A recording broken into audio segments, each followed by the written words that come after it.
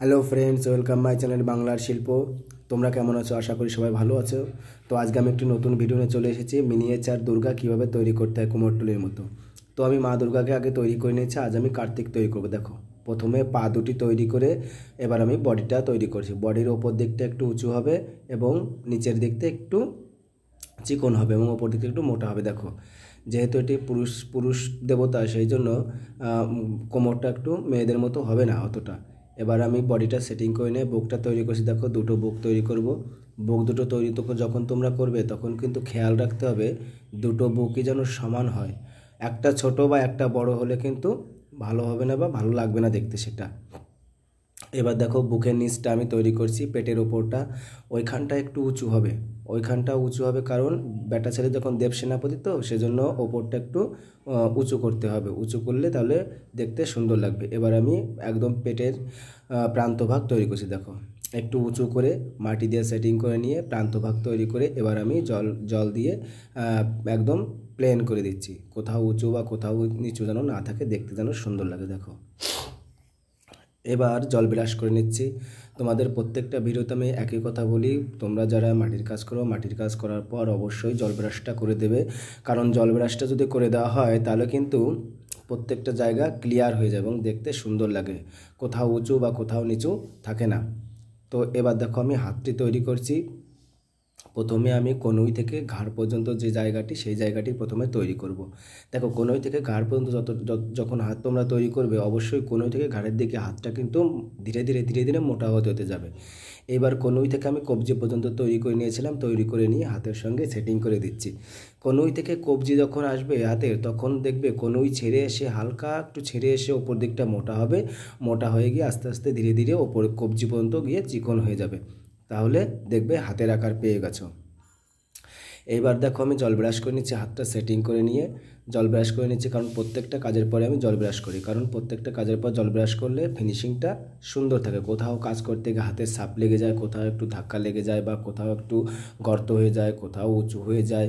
যে শুধুমাত্র মাটির তৈরি পুতুল তো এগুলো, যার জন্য আমি প্রত্যেকটা জায়গায় আমি জল ব্রাশ করি নিই প্রতিবার। এই দেখো, জল ব্রাশ করে নিচ্ছি। জল ব্রাশ করলে প্রত্যেকটা কাজ ফিনিশিং হয়।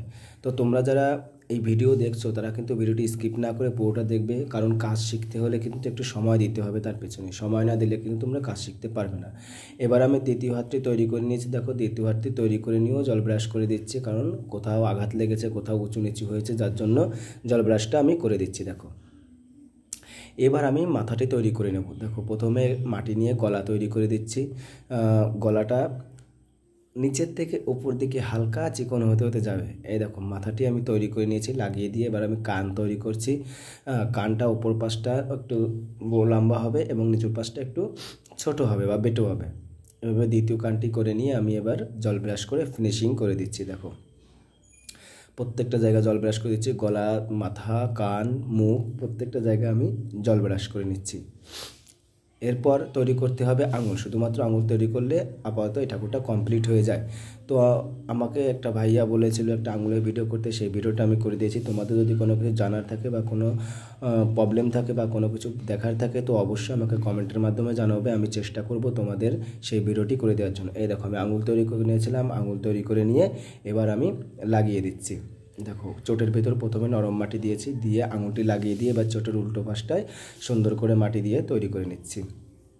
মাটি দিয়ে উঁচু করে নিচ্ছি যাতে হাতের পাঞ্জাগুলো দেখতে সুন্দর লাগে। আর যেখানে তোমরা বুড়ো আঙুলটা বসাবে সেখানে অবশ্যই একটু মাটি উঁচু করে দেবে। মাটি উঁচু করে দিয়ে সেখানে ওই দেখো দেখো আমি মাটি উঁচু করে দিচ্ছি। মাটি উঁচু করে দিয়ে এখানে কিন্তু বুড়ো আঙুলটি আমি বসিয়ে দেবো।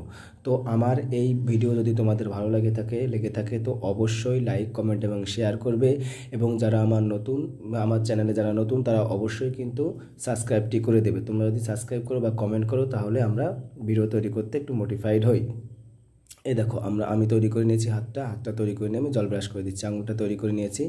দেখো, আমার এই মিনি যে আঙুলগুলো সেগুলো তৈরি করতে খুবই একটু ঝামেলা হয়, বা নরম মাটি তো দেখতে করতে খুবই সমস্যা হয়। এই দেখো, দ্বিতীয় হাতটির আঙুল আমি লাগিয়ে নিয়েছি। আঙুল লাগিয়ে নিয়ে এবার আমি জল ব্রাশ করে দিচ্ছি। তো তোমাদের যদি এমন কোনো মূর্তি কারো প্রয়োজন হয়, এরকম দুর্গা সেটিং বা যে কোনো মূর্তি, তাহলে ডেসক্রিপশান বক্সে আমার নাম্বার দেওয়া আছে, অবশ্যই তোমরা কন্ট্যাক্ট করবে। তো আজকে এখানে রেখে